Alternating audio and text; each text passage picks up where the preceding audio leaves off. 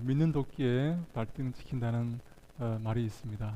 철저하게 믿었던 사람이 나에게 막대한 손해를 입힐 때 우리가 그런 말을 합니다.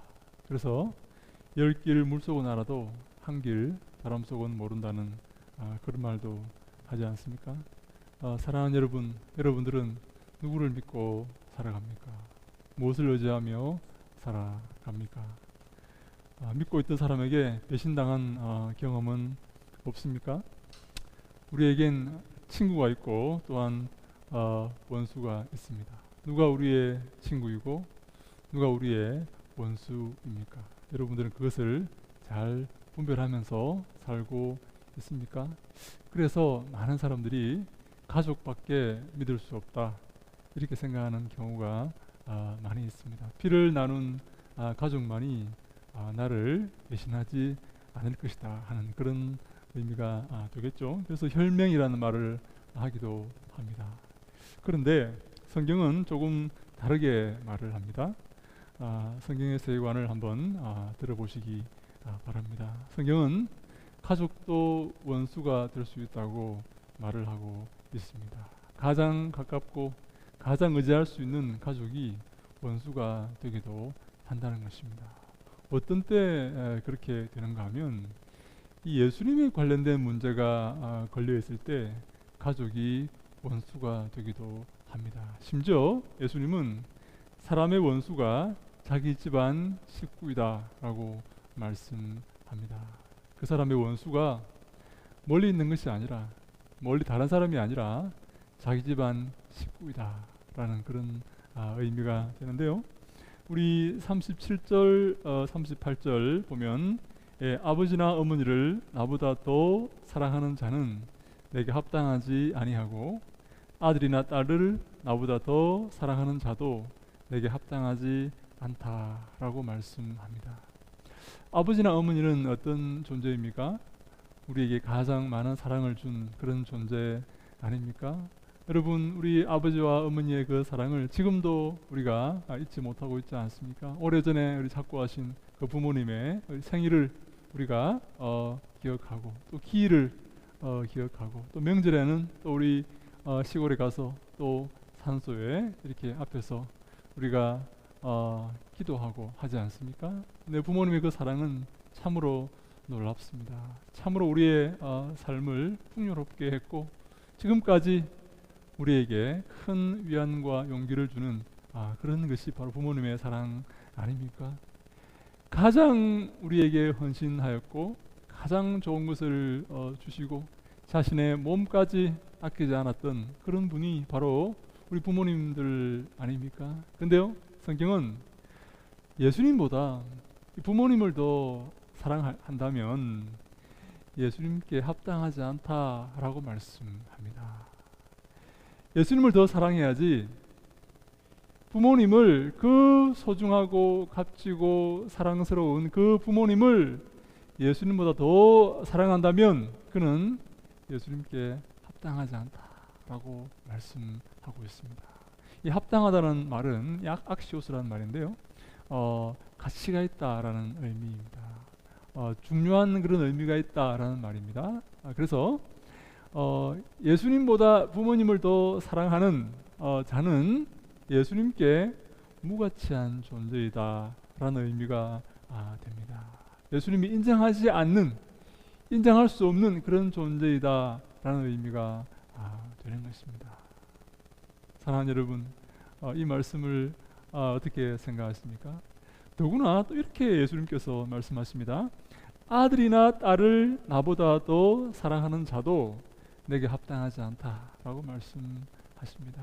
여러분, 우리 자녀들을 얼마나 사랑하십니까? 내 목숨을 주어도 아깝지 않을 그런 존재가 바로 자녀들 아닙니까? 제 친구는 항상 이렇게 말을 합니다. 우리 자식들의 입에 음식이 들어가는 것을 보는 그 기쁨이 가장 큰 기쁨이다 라고 항상 우리 모이면 얘기를 하곤 합니다.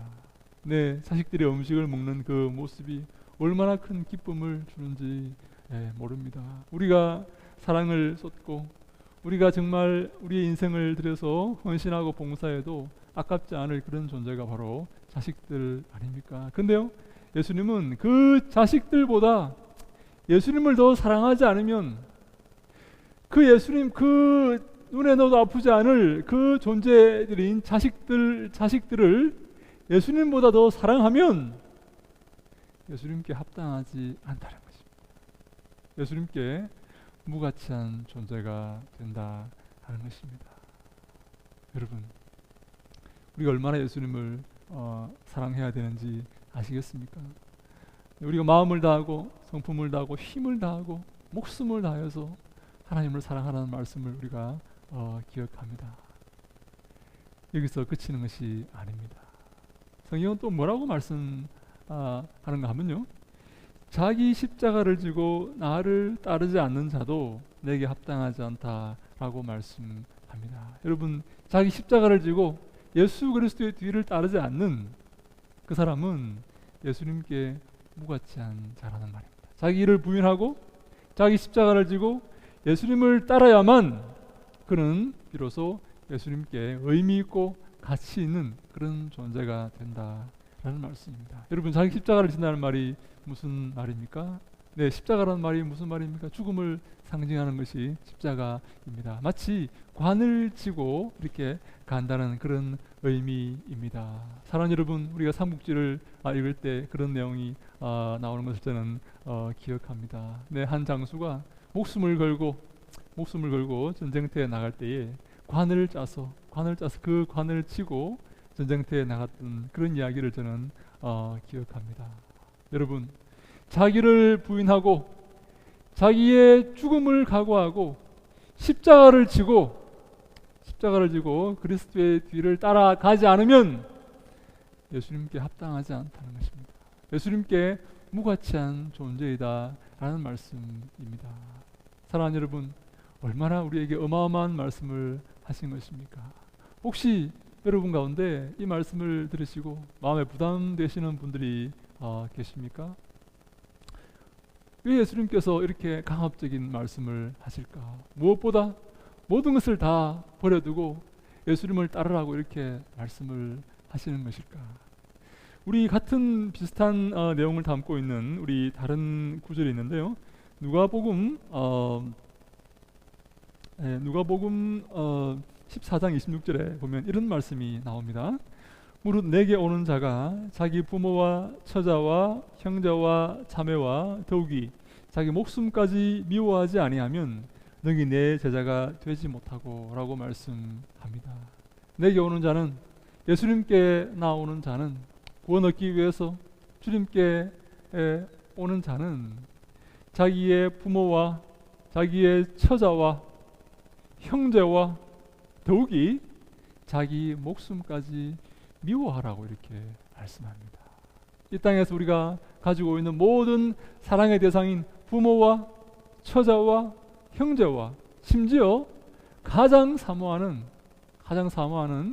자기의 가장 중요하게 생각하는 자기의 목숨까지도 미워해야 된다라고 말씀하시는 것이죠. 왜 이렇게 예수님은 우리에게 강압적으로 말씀을 하시는 것일까요? 좀 관용을 베푸시고 사랑을 베푸시고 우리가 좀 바르게 살지 못하더라도 용서하시고 이해해 주시고 그렇게 하시지 않고 가장 사랑하는 이 땅의 것들을 다 미워하고 예수님만 따르라고 이렇게 말씀을 하시는 것입니다. 너무나 여러분 편협하고 너무나 독선적이고 강압적이라고 생각하지 않으십니까? 여러분 죄를 지어도 예배를 잘 드리지 않아도 우리가 주 앞에 바르게 살지 않아도 용서하시고 관용을 베푸시고 사랑을 베푸시면 얼마나 좋겠습니까? 그런데요, 하나님 우리에게 선택을 요구하십니다. 우리의 이 길을 걷기를 원하십니다. 우리에게 명령하십니다. 마음을 다하고 성품을 다하고 힘을 다하고 뜻을 다하여서 하나님을 사랑하라고 우리에게 명령하십니다. 부모와 형제와 처자와 심지어 내 목숨까지도 미워하고 이 길을 걸으라고 예수님께서 우리에게 명령하십니다. 이 땅을 사랑하지 말라고 우리에게 명령하십니다. 우리 요한 1서 우리 2장 15절에 이 세상이나 세상에 있는 것들을 사랑하지 말라. 누구든지 세상을 사랑하면 아버지의 사랑이 그 안에 있지 아니하니 라고 말씀합니다. 세상을 사랑하면 하나님의 사랑이 그 안에 없다는 것입니다. 왜 이렇게 하나님 우리에게 강압적으로 명령하시고 우리가 푸시하실까요? 네? 사랑 여러분, 그것이 가장 아름다운 길이기 때문입니다. 그것이 바로 우리의 영혼과 우리 앞길을 위해서 가장 복된 길이기 때문입니다. 이 사실을 깨닫기 위해서는 시간이 필요합니다.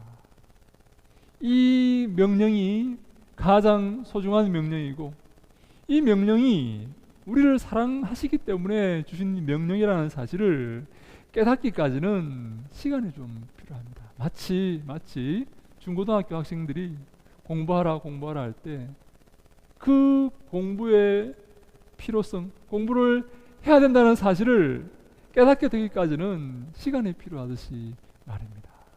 저의 은사님께서 항상 저희들에게 이런 말씀을 하신 것을 저는 기억합니다. 제가 고등학교 때 우리 수학 선생님께서 이렇게 말씀을 하시더라고요. 딸이 있는데 그 딸에게 그렇게 두드러기 패고 공부하라고 이렇게 말을 했는데 그 아이가 왜 아빠는 내게 이렇게 강압적으로 그렇게 하냐고, 나는 하기 싫다고 해서 그렇게 아빠와 싸우다가 이 딸이 이제 대학에 들어갔는데 하루는 대학 생활을 하다가 우리 선생님에게 찾아와서 이렇게 말을 하더랍니다.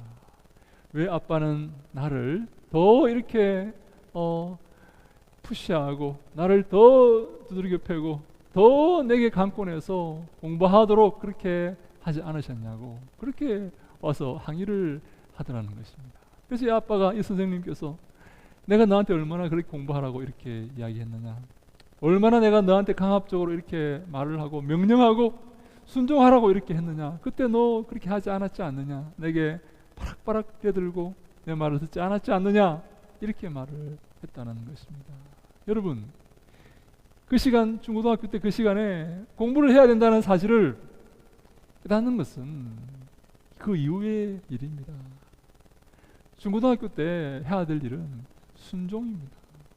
그 명령 앞에 순종하는 것입니다. 그 길이, 그때는 그 길이 옳은지 필요한지 잘 몰라요. 잘 모릅니다. 왜 그렇게 해야 되는지 잘 몰라요. 그러나 조금 후에 알게 됩니다. 그 길이 명령으로 수행해야 되는 그 길이라는 사실을 조금 후에 알게 되는 것입니다. 우리가 군대에 가서도 마찬가지지 않습니까? 훈련을 시킵니다. 명령 복종의 그 세계가 바로 군대의 세계입니다. 사람의 자유를 억압하고 자유를 박탈하는 세계가 바로 그 군대라는 세계입니다. 명령과 그 복종의 시간들이 얼마나 힘듭니까? 자유가 박탈되는 그 시간들이 얼마나 힘드는지 모릅니다. 근데요, 그 시간이 필요합니다. 올바른 남자가 되기 위해서는 그 시간들이 저는 필요하다고 생각을 합니다.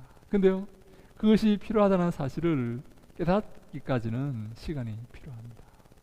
제대하고 한참 후에야 그 시간이 필요했구나, 한참 후에야 그 시간이 내게 유익했구나, 내게 반드시 필요한 시간이었구나 하는 것을 깨닫게 된다 하는 말씀입니다. 하나님께서 우리에게 명령하시는 것도 마찬가지입니다. 찬양하라, 복종하라, 예배하라, 주님이 기뻐하시는 삶을 살라, 주님께 영광 돌리는 삶을 살라, 바른 좁은 길을 걸어라, 바른 길을 걸어라, 의로운 삶을 살라. 너무나 힘든 그런 말씀일 수 있습니다. 근데요, 그 명령이, 하나님의 그 명령이 반드시 필요한 명령이었고, 나를 진정으로 사랑해서 주시는 말씀이었고, 진정 내 앞길을 위해서 유익한 말씀이었다는 사실을 알게 되기까지는 시간이 필요합니다. 그러나 곧 알게 됩니다. 그 명령을 따르는 자가 복된 자였고, 그 명령을 받들고 준행했던 자들이 복된 자들이었고, 주의 말씀을 묵상하고 그 말씀을 기뻐했던 자들이 복된 자들이었구나. 그 삶을, 그 길을, 그 좁은 길을 걸었던 자들이 복된 자들이었구나 하는 것을 곧 알게 됩니다. 사랑하는 여러분, 우리 예수님께서 우리에게 이렇게 누가복음 13장 24절에 이렇게 말씀하십니다. 좁은 문으로 들어가기를 힘쓰라. 내가 너희에게 이르노니 들어가기를 구하여도 못하는 자가 많으리라. 아멘. 누가복음은 우리에게 넓은 문과 좁은 문이 있다고 말씀합니다. 우리 앞길에 여러 가지가 길이 있겠지만, 여러 가지 문이 있겠지만, 넓은 문과 큰 문과 이 좁은 문이 있습니다. 여러분, 무엇을 선택하시겠습니까? 많은 사람들은 이 넓은 문과 넓은 길을 선택합니다. 이 길이 편하고 기쁘고 즐거운 일이기 때문입니다. 이 길이 행복해 보이기 때문입니다. 그런데 성경은 좁은 길을 걸으라고 말씀합니다. 이 좁은 길은요, 예수님께서 가신 그 길입니다. 십자가의 그 길입니다. 자기를 부인하고 걸어가야 할 그 길입니다. 이 길을 걸으라고 말씀하시는 것입니다. 왜냐하면 이 길 끝에 영원한 생명이 있기 때문입니다. 저 넓은 길, 이 땅에 많은 사람들이 걷는 저 길 끝에는 생명이 없습니다. 저 쾌락의 길, 즐거움의 길, 욕망의 길, 안식 평안의 길, 저 길에는요 안식이 없고, 저 길에는 참된 행복이 없습니다. 영원한 생명이 없습니다. 저 길 끝에는 사망의 지옥이 기다리고 있기 때문입니다.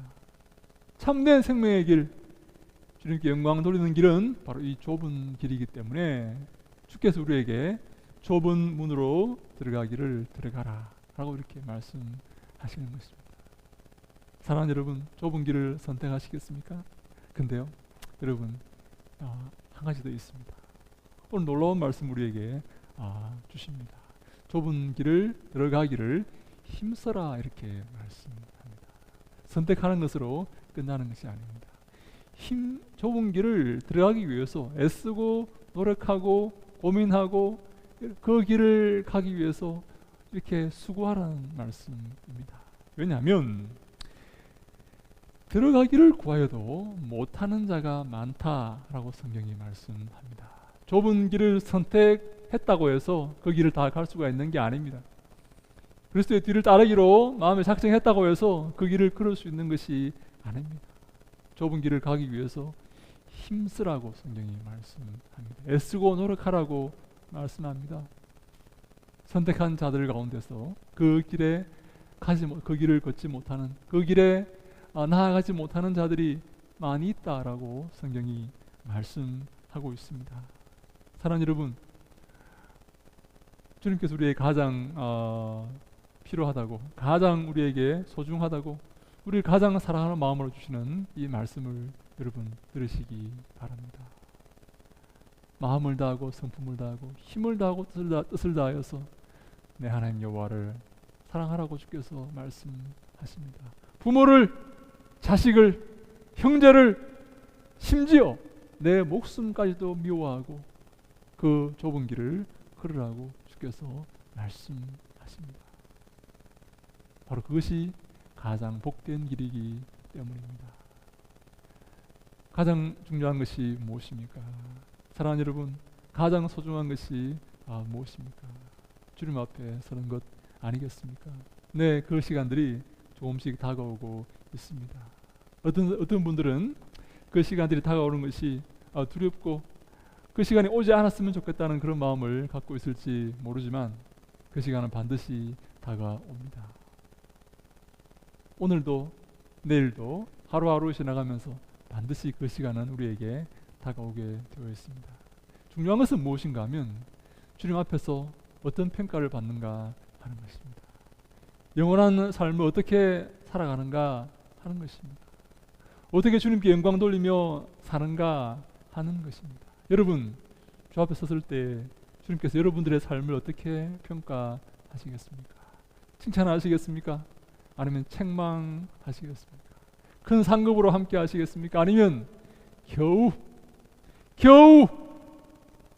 구원을 얻어서 불 가운데서, 부끄러운 가운데서 구원을 얻는 그런 삶을 사시겠습니까?